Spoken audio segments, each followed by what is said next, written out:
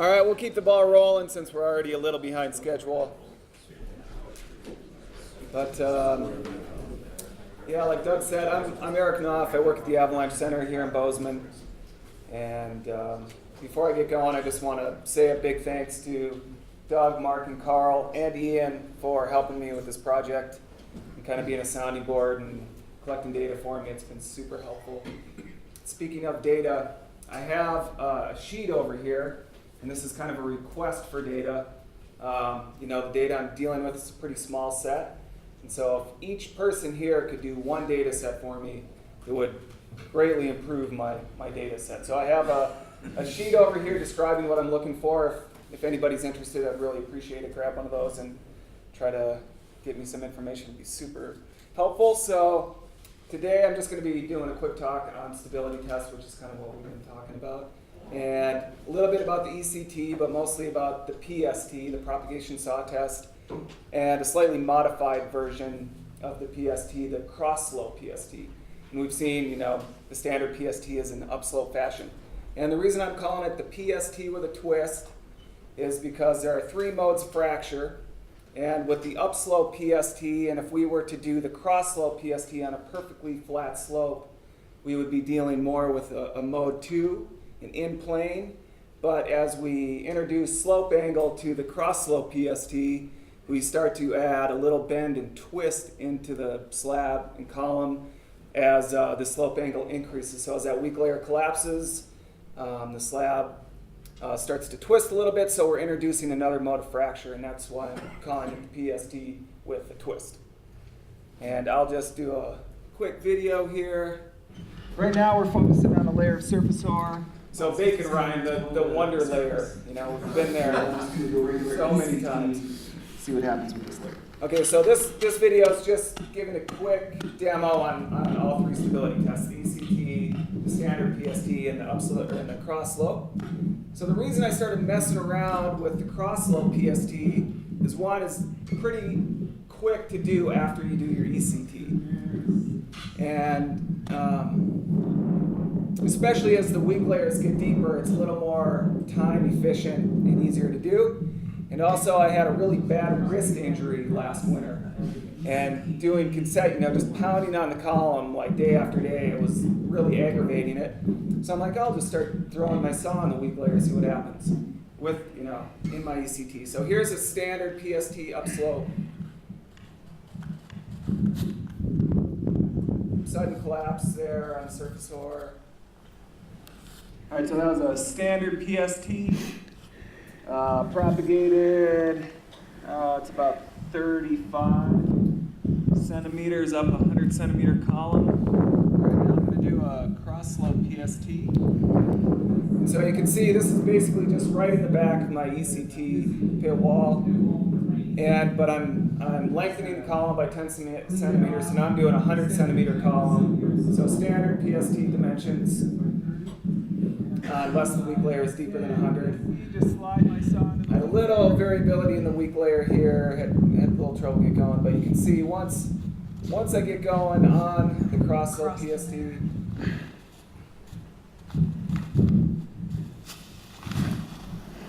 And this is kind of a common outcome with the cross slope. For some reason, I don't know if it's introducing that mode 3 that really makes that column just kind of fall into the pit wall and it lands on you a lot.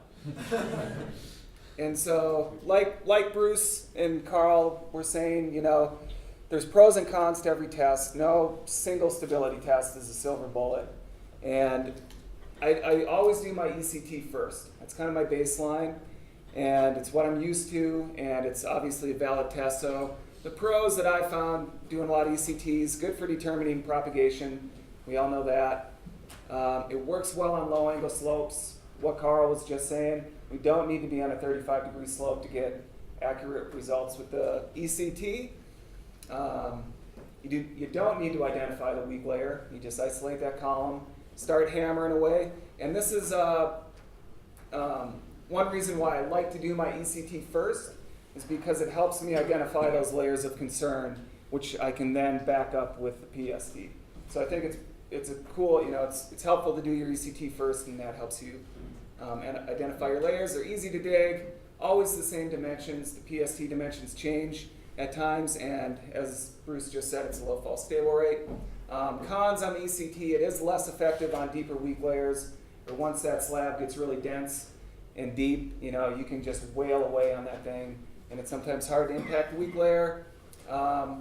For me, I've had trouble sometimes determining if the weak layer actually propagates. If you're dealing with a storm snow instability or a really thin layer of facets, you're kind of like, I don't know, did it go? And you kind of pull on the column and you'd be like, yeah, it went. And it's not a huge problem, but with the PST, you see a little more sudden collapse, a little more obvious. Quantifying test results, everybody has a different hit strength. So wrist, elbow, shoulder, I've seen people's wrist that are like this, and people's shoulder that are like this. I mean, it kind of varies a little bit, and it obviously can hurt your hand when you have a deep weak layer. PST, cross-slope PST, obviously both tests that we've already seen are good for determining propagation. I believe they both work well on lower angle slopes. We do not need to go onto steep slopes to get accurate results, although one thing I'm looking at is, does slope angle influence the critical cut length on the cross-slope PST? So as slope angle increases and that slab twists a little bit more, are we seeing a variation in cut lengths between the upslope and cross-slope? And then cross-slope PST is easy to conduct after the ECT. I found it's been pretty time efficient and easy to do. Works well on weak layers greater than 100 centimeters deep, which Bruce talked about earlier. You don't have to hit the column. Easy to quantify test results. So, you just slide your saw on the weak layer, it goes at 35 over 100 or whatever, and that's pretty easy to quantify. Cons are you have to predetermine your weak layer. So if you're dealing with a thin layer of facets, that can be a challenge. It can be hard to follow the weak layer with your saw. And so unless you're, for a beginner, it's kind of easy to get off track. But with a little practice, it actually is fairly straightforward. Dimensions change when your weak layer gets over 100 centimeters. So if your weak layer was 120 centimeters deep, your PST column has to be 120 centimeters long by 30. So your weak layer, or your column length, equals the depth of the weak layer over 100, and that can be kind of confusing. Cross-slope PST, insufficient data. Obviously, I just started collecting data on this. And the PST and the cross-slope PST, you have a tendency to get crushed by the falling column. And this is up on Mount Ellis. All right, we're doing some stability tests here on Mount Ellis. I mean, how often do you see a snowpack that deep on Mount Ellis? Hard to look at. Like it was layer of facets about 80 centimeters off the ground. So we're going to do a cross-slope PST to see what type of results we get. Slide my saw right in these facets here.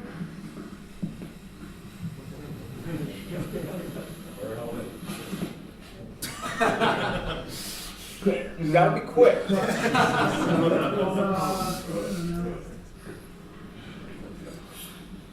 Probably close to 50 centimeters. Looks like just a little less. On a 110 centimeter column that propagated all the way across.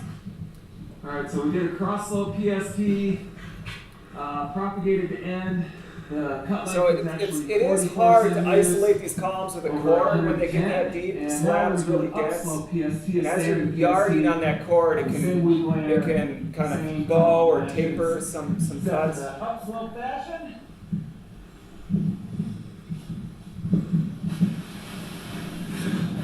Man. All right. Similar results.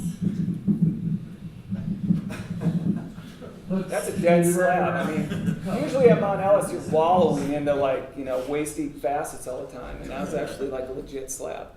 And so another reason I like the cross-slope PST with these deeper weak layers is you can do a shovel shear on both sides, and so then you can have two people cutting, and you don't need a probe involved with cutting. It actually can make for a cleaner cut. And here's a quote from Zach Guy and Crescent Butte Avalanche Center, who did his master's here. And he started collecting data for me, and he was finding similar results. And obviously he was like, what's the deal, dude? So I think it's actually pretty common to see that slab or that column really fall into the pit. So cut lengths, my data set is small right now, and so that's why I'm asking for more. But on 28 tests, you can see, so the blue is the PST, the red is the cross slope PST, and they're pretty similar. So I think these tests yield fairly similar results. And you can see on this graph, we have a few outliers here, but for the most part, cut lengths are within plus or minus 10 centimeters of each other. So 75% of cut lengths are within plus or minus 10 centimeters. So I think it's a pretty good indication that each test they're pretty similar. So this is one thing that I mentioned earlier is, does slope angle influence the critical cut length on the cross slope PST? And so what Carl was just saying is, we know we don't, this is slope angle here, we know we don't need to go into the danger zone to get accurate data. And I've done that before. I'm like, I'm gonna go onto this 35-degree slope, and I've ran out of my snow pit as it avalanches before. And you don't need to do that. So being on lower angle slopes is where we want to be doing our stability tests. But as you venture into steeper terrain, we kind of see a small, it's a small data set, but we actually see a growing difference in cut length. So as the slope angle increases, so does the difference in cut length between the cross slope PST and the upslope PST. Very small data set, but that's one thing I'm really curious about. Which is longer? The upslope PST is longer than the cross slope as slope angle increases. So my conclusion, all three tests are effective at determining propagation.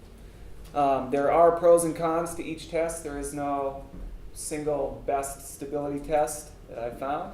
And slope angle may affect the critical cut length in the cross slope PST.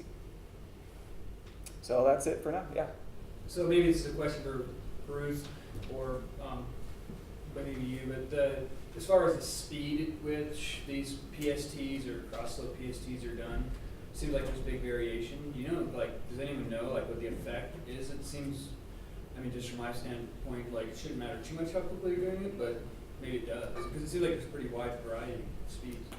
Yeah, I don't know. I've found that just kind of a medium speed instead of this kind of faster speed just helps me, especially when the column is about to fall on you. You can kind of be ready and then kind of see where it ends. Where if you're kind of doing like this, you might kind of zip past where your actual cut length was. But I don't know. I found a medium speed, but like Bruce was saying, there's no real test or data that indicates slower is better or faster is better. Didn't Alec or Dave collect some data on speed of cutting? Didn't one of your students? No? I don't recall it. Okay. Yeah. But I would say if your critical cut length is, if you're getting a critical cut length of 35 and you're moving fairly quickly, I would almost bet money it's going to be similar with a slow to medium.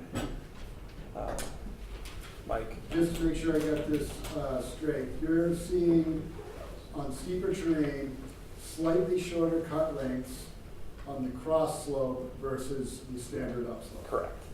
Yep. So are you using the same dimension for the upslope? If it's 120 centimeters down, you're making that PST 120 centimeters Exactly. in length, Yep. like the cross slope? Yep. So Same dimensions. same dimensions for the cross slope and the upslope. Yeah. What gave you the idea to try this? Was it just to facilitate a quicker PST test with the ECT structure in the pit? Exactly. That was the main reason I started doing it. Is it was just more time effective. When you're in the field and you want to hit multiple slopes, and the if you're focusing on the PST, you can kind of get your sidewall cleared out, and you can, once you're rolling in that direction, it goes pretty quickly. But I always try to do my ECT first, and so then just doing a PST after my ECT just seemed it was a lot more time effective, and it didn't hurt my hands. Yeah, Ron. How easy it is to actually follow the weak layer to make sure you're sawing along the weak layer? I've found it to be basically the same. I don't know. I mean, I've done a lot of them, so it's pretty easy for me to say that. But I don't. It comes down to the individual user. I think if you're experienced at doing the PST, you won't have any problem following the weak layer in a cross slope fashion. But there are times when you're kind of like, I don't know, especially with depth horror. Like depth horror seems to be a weird one with the PST.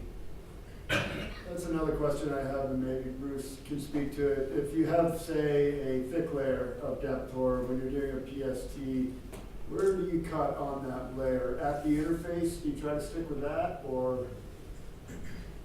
We would, if we don't know the layer, if we're kind of new in the area, we would do a whatever test, a deep tap test. Yeah, if you identify that they find where it fractures, and then start the saw there. So we do another test first, find out where to place the saw. whatever And fractured within the weak layer. And there's times where, we haven't done a lot of testing depth for, but there's times where you're here's the right place, you start to kind of, and then it just, the fracture meanders through the depth or up and down and all over. It's going to find a weakness once it gets going. But I've definitely found that doing it in depth horror is like you'll be following it with your saw, and it will collapse like 5 centimeters below your saw, but it will propagate to end. So you're kind of almost, you're like, well, I think this is it, and then it's like, whoosh, like down towards the bottom, and you're like, well, that's not where I was cutting, but that works, And so, we obviously deal with that layer a lot around here, so it's.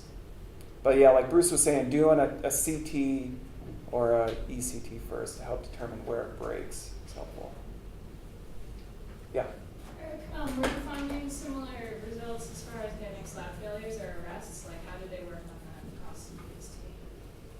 Yeah, they would. You would just, with a stable result, I wouldn't see too many fracture arrests. Like going up through the slab to the surface, it would just be, and you're like 20 centimeters from the end. So it would just be a longer cut length, which was what was indicating a stable result, and not so much slab fracture. And I found that they were working pretty well in soft slabs as well, 30, 40 centimeters on weak layers, pretty close to the surface. After you and I were out in December and we did a handful of these and kind of were chatting about it, I've been kind of qualitatively comparing them in different snow pits. And one thing I've noticed is that you have kind of introduce a third mode of failure. You'll see, like in your videos, the entire slab will come off on you. Then you also have a propagation that'll shoot across, but the column doesn't shift. And then sometimes you have a propagation that'll shoot across and the end that you're cutting will actually rotate. So that it's offset by a couple centimeters, whereas the other end is still in position. And I don't know exactly how you would interpret that, but it is another piece of information to look at. Did it propagate? Yes. Okay, that's the main piece of information I'm looking at. Like if half the slab slid off and half of it's still on the column, I don't really care. Mm-hmm. I'm approaching this from pretty much a purely practitioner standpoint. And I'm like, I like the science of it, but did the weak layer collapse and propagate? Yes, cool. That's all. That's what I'm looking at. And then, or did it not? So I don't really know how to explain how half of it slides off and half of it doesn't. But yeah, thanks, Ben. Did you do any tests on slopes that avalanched? I don't know. That's a good question, Brad. I wasn't digging in too many crowns this year, I guess. So, no, I can't say that I have a data set from slopes that avalanched. But I'm guessing it would yield an unstable result. That's good. Yeah. All right. So, yeah, if you guys would be so kind as to grab one of these sheets by the end of the day and shoot me some data if you ever get a chance, that'd be awesome. So thanks a lot.